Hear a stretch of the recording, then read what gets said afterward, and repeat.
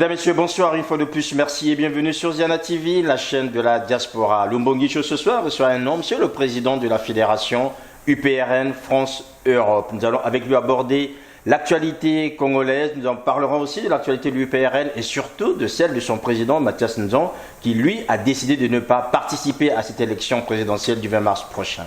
Mesdames, Messieurs, recevez avec moi Monsieur Jean-Sylvestre Itoa. Jean-Sylvestre Itoa, bonsoir. Bonsoir. Alors, très heureux de vous accueillir aujourd'hui sur Ziana TV et participer à Lumbongi Show. Vous êtes le président de la fédération UPRN France. Et bien avant qu'on rentre dans vos activités politiques, on va parler déjà de vous en tant qu'homme professionnel. Vous avez en fait cessé vos activités et vous êtes un jeune retraité. Déjà, toutes mes félicitations. Comment vivez-vous ces moments, ces temps libres dont vous disposez aujourd'hui? Il faut dire que le cycle professionnel est long et dur, car tant d'épreuves. Alors, effectivement, je viens de quitter Schneider et il faut dire que c'est comme une course de fond, un parcours du combattant. Quand on arrive à la ligne d'arrivée, on est bien heureux, on est bien content et fier de cette expérience. En tout cas, je me sens bien aujourd'hui et là, une nouvelle vie commence pour moi. Avec une activité plus intense, notamment dans votre engagement politique. C'est sûr que l'actualité aujourd'hui demande qu'on s'implique davantage. Et pour s'impliquer davantage, il faut être disponible. Donc je suis disponible. Après cet hommage professionnel, c'est aussi un hommage à un homme que vous voulez rendre, Jean Kaba. Oui, je profite de votre plateau pour rendre hommage à Jean Kaba. Vous pouvez juste montrer l'image comme ça, les gens peuvent le voir, à la caméra qui est en face de vous. Un hommage à Jean Kaba, à ce camarade. Jean Kaba a été membre du comité directeur de l'UPRN, chargé des relations extérieures. Il a été aussi député de la 2e circonscription de Gamboma. Au moment où je suis sur votre plateau, j'ai une forte pensée pour lui. Cette émission, il aurait pu la faire à ma place. Ce camarade faisait tout avec le cœur. C'était un camarade généreux, ouvert aux autres, très ouvert aux autres. Alors, il nous a quittés il y a un an, le 19 janvier 2015. Et le 19 janvier 2016, c'était son anniversaire, l'anniversaire de sa mort. Alors ici, j'ai une forte pensée pour lui parce que ce camarade-là ne parlait que de dialogue. Homme de dialogue, ce camarade-là. Et je dois ajouter que ce qui nous a aussi marqué avec ce camarade, c'était qu'à chaque fois, il nous rappelait que la culture de l'écoute est fondamentale en politique. Et que quand on n'écoute pas à quelque niveau que ce soit, et surtout dans la politique, alors on va droit dans le mur. On va droit dans le mur. Voilà, la vie éternelle renouvellement est ainsi faite qu'il y a ceux qui partent, qu'il y a ceux qui restent et qui continuent l'œuvre.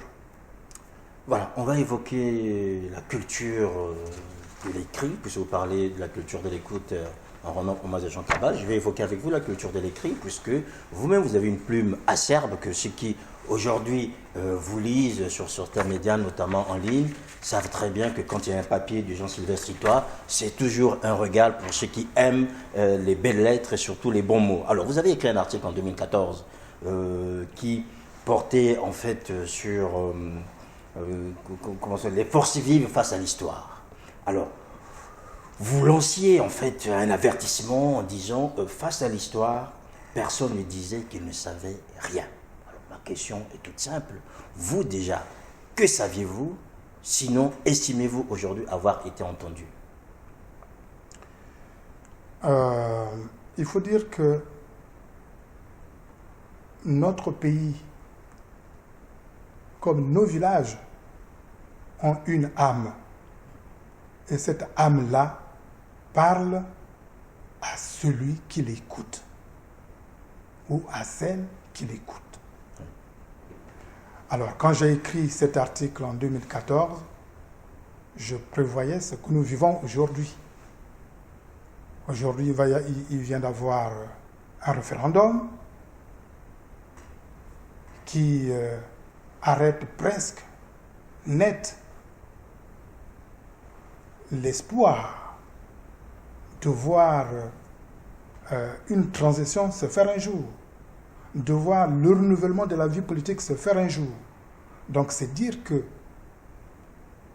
si le coup de force du pouvoir se confirme par cette élection appelée en mars, alors nous n'aurons plus que nos yeux pour pleurer. Nous n'aurons plus que nos yeux pour pleurer parce que il en aura encore, je veux parler du président actuel, pour 15 ans et peut-être même beaucoup plus encore. Nous aurons tout perdu de par la bêtise de la classe politique qui ne voit que ses propres intérêts. Vous parlez de la bêtise de la classe politique qui ne voit que ses propres intérêts. Est-ce que, par rapport à ce cri d'alarme, estimez-vous aujourd'hui, en analysant le contexte politique national au Congo, que vous avez été entendu? Est-ce que j'ai été entendu? Il faut dire que de nature, je suis positif, je suis confiant. Vous voyez que cet article ou cet appel date de 2014. Octobre 2014. Octobre 2014, donc il y a 1 an et demi. Il est d'actualité. Il nous interpelle encore tous aujourd'hui. Donc cet appel est encore incontournable. Alors je me dis, compte tenu de tout ce que nous avons connu dans notre pays, que le chemin est forcément long. Mais vaut mieux tard que jamais. Vaut mieux tard que jamais. Alors, je me dis peut-être que, avec le temps, le chemin se faisant, peut-être qu'une petite lumière reviendra un jour sur notre chemin, car les secrets de Dieu sont insoupçonnables. Aujourd'hui, il y a un secret qui est connu de tous, c'est déjà la convention organisée par l'opposition au mois de janvier de cette année à Brazzaville, qui réunissait l'IDC et le FROCAD. Et vous êtes, votre parti, l'UPRN, est membre du FROCAD.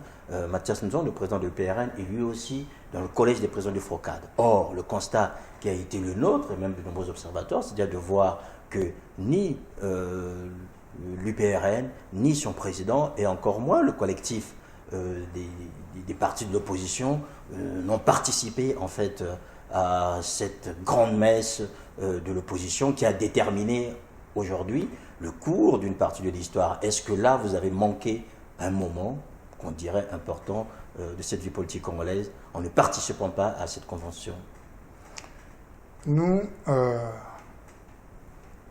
l'Union patriotique pour le renouveau national, l'UPRN, comme la RD, comme le collectif, nous sommes dans la cohérence. Cohérence, encore cohérence et toujours cohérence. Nous avons été ou participé au dialogue de Diata qui avait arrêté un certain nombre d'orientations, de décisions. Il y a eu l'appel de Diata. Et les points clés pour ne pas être long sur ce point étaient ou sont pas du 3e mandat du président actuel, non au référendum, non au changement de la Constitution. Voilà les points qui avaient été retenus. Alors, qu'est-ce qui a changé entre-temps? Qu'est-ce qui a changé entre-temps pour que l'on appela à une convention et qui du reste a été convoquée dans des conditions pas claires? Nous étions alliés. Vous êtes toujours Bon, oui. Bien sûr. Non, je veux dire en ce moment-là. Tout à fait. Nous étions toujours alliés depuis Diatta. Nous étions dans l'unité depuis Diatta. Et qu'est-ce qui a changé entre-temps pour qu'il y ait une convention convoquée sans, à la base, discuter avec tout le monde? Voilà le problème. Nous avons été surpris justement par la convocation de cette convention-là. Nous avons été surpris parce qu'un tel événement se prépare à la base. Alors, qu'est-ce qui a changé entre-temps pour que la participation à l'élection présidentielle anticipée de mars à laquelle on est appelé devienne une priorité pour certains? Qu'est-ce qui a changé entre-temps? Est-ce que les orientations du dialogue de Diatta avaient été déjà mises en cause? Alors, non. Si vous permettez, Jean-Sylvestre Histoire, c'est qu'aujourd'hui on constate que finalement, il n'y a que vous, à l'UPRN, qui parlez de Diatta, alors que les autres acteurs sont passés complètement à autre chose, puisque les résolutions dont vous évoquez aujourd'hui, elles ont quasiment été foulées aux pieds, et on voit aujourd'hui marcher contre autre chose que Diatta. Est-ce que Diatta n'a pas juste été un moment un peu, je dirais, qu'on retient, mais qui en fait, aujourd'hui, dans la pratique, n'a pas eu son importance historique qu'on devrait attendre? Diatta a été un moment historique dans la vie politique de notre pays. Ça, oui, sauf qu'aujourd'hui, on constate que... Oui, mais Diatta, nous restons fidèles à cet esprit-là parce que nous sommes en phase avec le peuple. Le peuple a boudé le référendum. Est-ce qu'il faut le trahir aujourd'hui? Nous avons eu beaucoup de morts, beaucoup de blessés dans cette période-là. Est-ce qu'il faut trahir la mémoire de ces gens-là ou de ces compatriotes-là? Nous disons non. Nous disons non.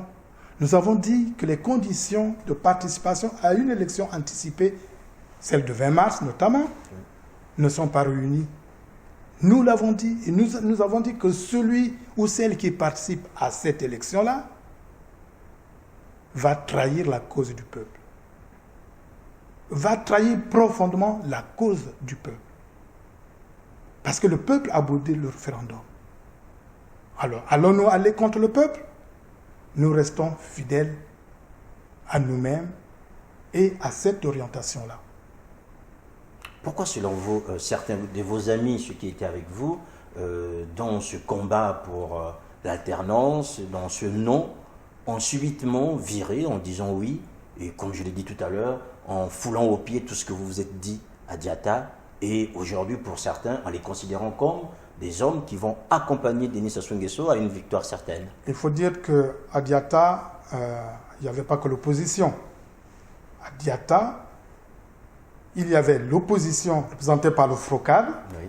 Il y avait une fraction de la majorité présidentielle, l'IDC. L'IDC est une partie de la majorité présidentielle. Mais qui est revenu ou qui est venu à l'opposition juste pour défendre la Constitution. Sur cette base-là, nous étions d'accord. Mais sur la manière de gouverner le pays, il n'y avait pas encore de discussion sur ça. Oui. Alors, il se trouve qu'après Diatta, on voit bien, et on a bien vu, c'est beaucoup plus l'IDC qui repart. Comme on dit, chasser le naturel. Il revient au galop. Il revient au galop. Et donc, c'est de leur responsabilité, mais nous restons fidèles à l'esprit de Diatta. On a vu, nous qui sommes en France ici, comment la diaspora, par exemple, a salué Diatta.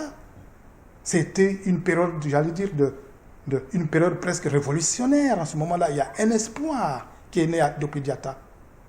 Alors, comment casser cet espoir aujourd'hui? Est-ce que c'est vraiment responsable? Je dis non. Par rapport à cette responsabilité, Jean-Sylvestre Histoire, par rapport à l'histoire, est-ce que vous estimez que le lien aujourd'hui entre le FROCAD, qui a été à l'origine déjà contre le changement de la Constitution, avec l'arrivée de l'IDC, a fait en sorte que les choses tournent, notamment aujourd'hui, en défaveur du FROCAD, puisque aujourd'hui, dans le FROCAD, il y a peu de personnes, presque pas, qui se soient présentées ou qui veuillent aller à cette élection par rapport aux candidats aujourd'hui, que ce soit M. Parfait Kolela ou encore M. Okombi qui sont de l'IDC. Oui, moi je pense que, bon, pour le moment, les intentions sont là. Je pense que c'est des intentions, c'est des simples intentions. Je pense que c'est ça. Il faut attendre que les gens posent leur candidature. Et qu'elle soit aussi validée. Et qu'elle soit aussi validée. Oui. Ça, voilà. Ça, donc, on va regarder. Oui. On va regarder. Mais le FROCAD est toujours là. L'appel que nous lançons et que nous continuons, c'est de dire à ces camarades-là ou à ces compatriotes-là que leur place est aux côtés du peuple, qu'ils ne doivent pas trahir le peuple, qu'ils ne doivent pas privilégier leurs propres intérêts. Parce qu'aujourd'hui, dans les conditions actuelles, participer à cette élection-là, c'est accompagner Sassou. Accompagner Sassou à une élection, on va y arriver. On se rend bien compte aujourd'hui qu'il y a quasiment un mouvement de fond de la part de certains de l'opposition et d'autres de la majorité de dire que désormais, il n'y a plus de place pour la chaise vide, notamment au niveau de l'opposition, puisque cette élection, si on n'y va pas, ça se gagnera. En y allant, il est possible qu'il puisse perdre. Est-ce que vous y croyez-vous à cette hypothèse? Vous savez, le disque est trouvé sur cette formule de la chaise vide. Le disque est trouvé sur... Il faut peut-être connaître l'histoire du pays et avoir une expérience politique en ce domaine-là. En ce domaine-là. Vous savez, je vais vous confier quelque chose. En 2012, à la députation dans la circonscription de Gambomant, où le président Mathias Dzong se présentait, des dispositions avaient été prises par nos agents qui étaient dans les bureaux, par exemple, et qui sont restés pratiquement, j'allais dire, du début à la fin. Dans le bureau de vote. Dans le bureau de vote. Tout s'est passé régulièrement jusqu'à la fin. Et c'est juste au moment du décompte ou de la proclamation que le militaire arrive et confisque les urnes et part avec. Mais c'est comme ça partout. Donc c'est pour vous dire que c'est perdu d'avance. Tant qu'il n'y a pas une commission électorale indépendante, digne de ce nom, qui garantit la sécurité, la transparence, on ne gagnera rien avec cette forme mafieuse. Et nous sommes convaincus. Vous avez vu par exemple qu'à la télé, il y a constamment la pub sur la municipalisation accélérée à la Bouenza, où on dit qu'on attend déjà Sassou. Est-ce que on vous dit qu'on attend quelqu'un d'autre là-bas? L'élection n'a même pas encore lieu, on dit qu'on l'attend. Donc ça veut dire que c'est lui, et ce sera toujours lui. Et il n'a pas jusqu'à présent, jusqu'à maintenant, fait ce cours de force pour dire que l'élection présidentielle, il va dire à l'opposition, prenez-la, maintenant moi je m'en lave les mains. Non, il ne faut pas se tromper. Et moi je dis, ceux qui y vont, vont pour leur intérêt personnel. Alors, je leur dis un peu de dignité. Un peu de dignité parce qu'à l'heure actuelle, quel que soit le candidat, face à Sassou, Sassou gagnera. Alors, avant qu'on évoque les candidatures éventuelles et les candidats eux-mêmes, j'aimerais juste vous faire remarquer la chose suivante, je pense qu'on vous le fera aussi remarquer, c'est qu'une élection est un moment important dans la vie démocratique. C'est au moment où on va rencontrer ses électeurs, on va rencontrer les militants et on va en conquérir d'autres. Or, ne pas partir, on se dirait, à ce moment-là, vous coupez aussi, d'une manière ou d'une autre, en fait, de la base qui pourrait être la vôtre. Non, enfin, nous avons déjà, il faut dire que nous avons aussi un travail d'explication à faire à notre propre base, et aussi à l'opinion. La réalité, nous la connaissons. Nous disons que cette élection-là, tant qu'elle n'est pas transparente, ça ne sert pas d'aller. Mais nous sommes prêts pour une élection transparente. Si elle était transparente, les conditions réunies, nous serions sur la ligne de départ. Nous sommes prêts. Si nous avons fondé l'UPRN, on fonde l'UPRN comme outil pour conquérir le pouvoir. On fonde un parti politique pour aller au pouvoir. C'est un instrument de travail, un outil. Donc nous nous sommes préparés depuis. Depuis, nous sommes prêts. Mais nous estimons que les conditions ne sont pas réunies là. Parce que Sassou va tricher. Forcément. Alors, vous êtes prêt tel que vous le dites. Vous nous confirmez peut-être une information selon laquelle Mathias Nzon va mettre sur le marché d'ici quelques jours son projet de société. Or, il est prêt, vous le dites, il n'y va pas. Est-ce que vous ne trouvez pas que c'est une manière, plus ou moins, de narguer, en fait, les électeurs? Alors, votre information est vraie. Oui. Il y a sur le marché ce livre, j'allais dire le projet de société, signé de Mathias Nzon.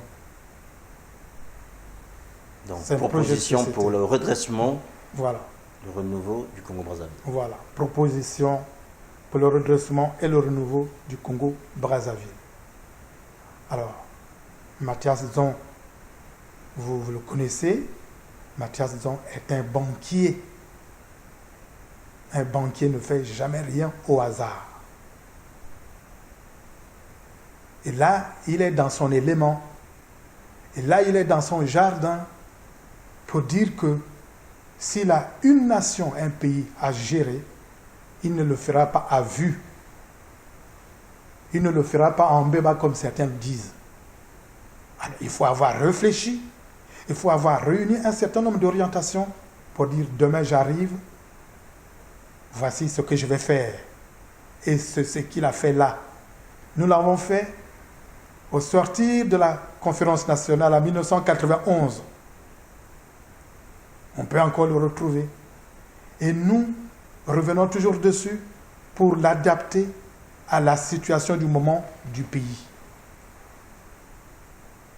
Donc voilà. Alors, il l'a fait. Il est de 2015. Oui, il est encore tout chaud. Oui, il est encore tout chaud, tout frais. Oui. Donc, il va y avoir forcément un débat dessus. Oui. Nous estimons qu'il y en a qui ont aussi une compréhension de la situation du pays. Peut-être qu'ils ont des pistes de sortie de crise. Mais nous en avons là-dedans. Donc finalement, tel qu'on dit, quand on entend certains détracteurs de Mathias Nzon qui disent qu'il n'est pas prêt, c'est parce qu'il n'a pas de projet. Ah non, non, non, non. Donc le projet était caché aujourd'hui, vous le révélez pour la première fois sur Ziana TV. Succinctement, quel Congo veut-il en fait, Mathias Nzon? Nous disons simplement, c'est ensemble que nous devons construire. Mais dans l'unité, le pays ne peut pas être morcelé comme ça. C'est ensemble. Dans tous les domaines de la vie, nous devons nous retrouver et c'est ce qui est abordé là-dedans. Nous reviendrons forcément prochainement sur les détails qu'on le découvre à nous-mêmes parce sur que les détails, on le voit là. Voilà. Pour le moment, c'est vraiment juste une information, il est tout chaud et dans les prochains jours, il sera mis à disposition, on le trouvera sur les réseaux, oui, bien sûr. Le moment va arriver. D'accord. Va arriver. Mais vous en avez la primeur là. Écoutez, je vous remercie déjà pour que ceux qui vont nous suivre aujourd'hui de voir que finalement c'est sur Ziana TV que le programme de M. Nzon a été annoncé pour la première fois. Suis-toi des hommes.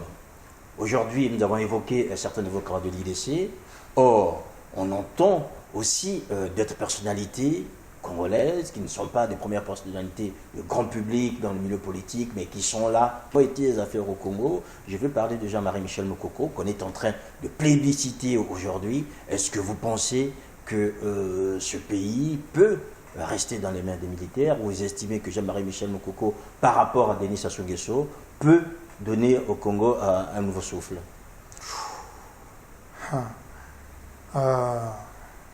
Mais je crois sincèrement que le débat est ouvert. Le débat est ouvert. Mais je pense que l'arrivée, là, comme on l'annonce, Oui. du général Jean-Michel Mokoko, sur la piste, est une bonne chose. J'estime que c'est une bonne chose qu'ils viennent. Bienvenue au club. Comme ça, nous serons nombreux à défendre au moins Diatta. Mais parce que même lui, s'il part dans les conditions actuelles, il sera battu par Sassou. Alors, va-t-il aller dans ces conditions-là? Ce serait irresponsable. Ce serait irresponsable. Je pense qu'autour de lui, on ne va pas le lui conseiller. Alors, qu'il se joigne à nous pour constituer un rapport de force à faire infléchir le pouvoir de Brazzaville pour des conditions permissives pour une élection transparente. Et pas là au mois de mars.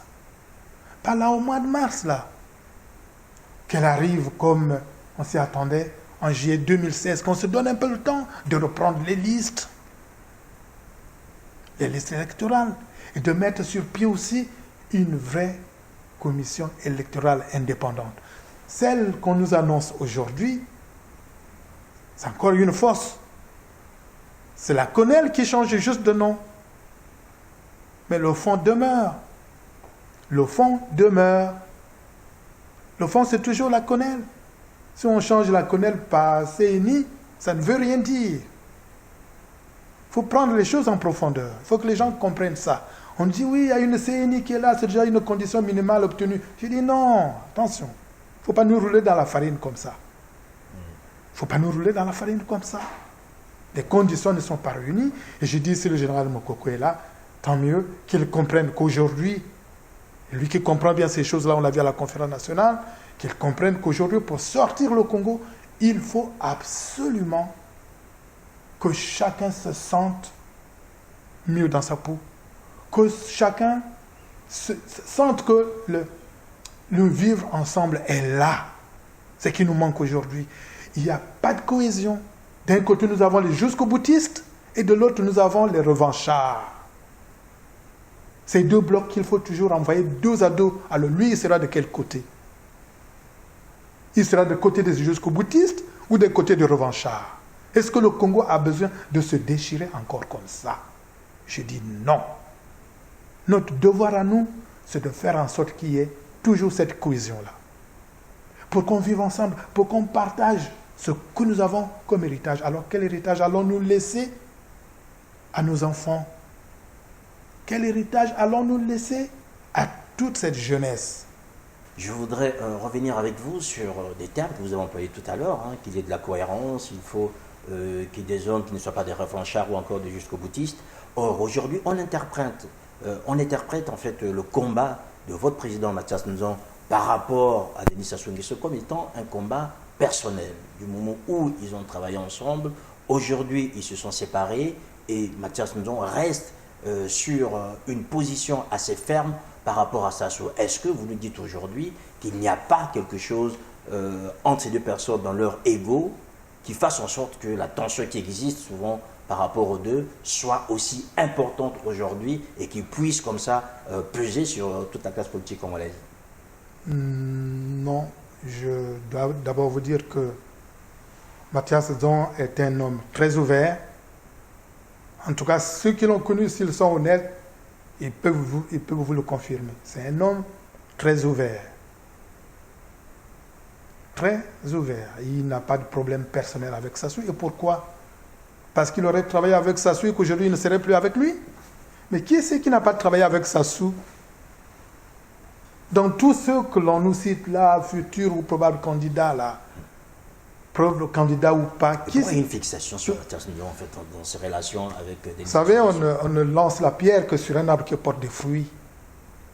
On ne lance la pierre que sur un arbre qui porte des fruits. Rappelez-vous, Mathias Nzon a été à la conférence nationale candidat au poste de Premier ministre qui avait été gagné par M. Milongo. Vous savez à quel rang il était arrivé? Si ce n'est pas troisième, ça devait être quatrième. S'il n'était pas troisième, il devait être quatrième. Et ça, pour ceux qui ont eu une certaine lecture de la vie politique chez nous, ça marque. Ça marque. On se dit, une grande messe politique comme celle-là, ce monsieur-là arrive quand même à ce niveau-là, ça veut dire qu'il représente quelque chose. Et mieux encore, quand le président Pascal Lissouba est arrivé aux affaires, je peux vous dire que s'il y a une personne, un cadre du pays qui l'a contacté pour dire, écoute, il faut qu'on travaille ensemble, voici ce que tu dois faire, c'est vers Mathias Zong qu'il s'est tourné. Président Pascal Lissouba, qui peut vous le confirmer aujourd'hui pour dire, Mathias, je te confie la tâche de réfléchir sur les orientations du pays. Ça n'est pas allé loin, parce qu'il y en a qui, au sein du clan, s'y sont opposés, et finalement, ça ne s'est pas fait. Mais nous sommes toujours là. Nous réfléchissons toujours sur la manière de faire, sur comment sortir notre pays de la crise. C'est ça, la réflexion, c'est notre force. Donc c'est un combat idéologique alors finalement. Écoutez, Sassou, je ne peux pas vous dire si lui il a des problèmes avec ça, je n'en sais rien, mais du côté de Mathias, il n'y en a pas. Il n'y a pas de problème personnel. Mais c'est une question d'orientation politique, simplement. C'est une question d'orientation politique que nous ne partageons pas, comme beaucoup de Congolais, les orientations politiques actuelles. Mais un pays appartient à tout le monde. Et pourtant, il les a partagées bien avant, tout le temps qu'il est resté aux côtés de non, mais il faut dire que au sortir de la guerre, dans des conditions particulières, il est allé au gouvernement. Mais tout ce combat dans ce gouvernement a été toujours de dire transformons cette victoire militaire en victoire politique. Ça veut dire quoi?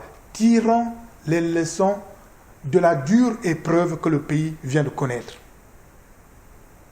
Et s'il est parti vite du gouvernement, c'est de ce fait-là parce qu'il n'a pas été entendu. Parce qu'au sein du gouvernement, il a mené toujours le même combat par rapport à un certain nombre d'orientations en disant « ça, c'est pas bon. Voici ce qui est bon. » Et ça, sur ce plan-là, vous ne pouvez pas le changer. Monsieur Zong, il sera toujours intransigeant.